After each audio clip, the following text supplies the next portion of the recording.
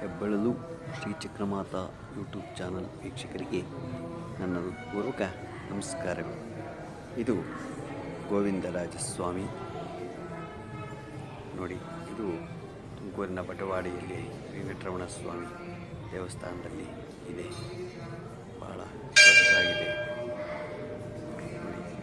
ಸ್ವಾಮಿ ಮಲಗಿರೋದು, ಅದರ ಮೇಲೆ ಸರ್ಪ 7 ಎಡೆ ಸರ್ಪಗಳು ಇಂದ ವಿರಾಜಮಾನವಾಗಿ ಸ್ವಾಮಿ ಮಲಗಿದ್ದಾನೆ.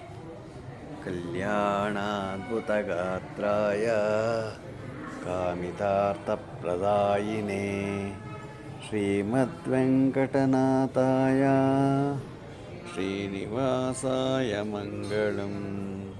ನನ್ನ ಹೆಬ್ಬಳಲು ಶ್ರೀ ಚಕ್ರಮಾತಾ ಯೂಟ್ಯೂಬ್ ಚಾನಲ್ ಯಾರು ಸಬ್ಸ್ಕ್ರೈಬ್ ಆಗಿ.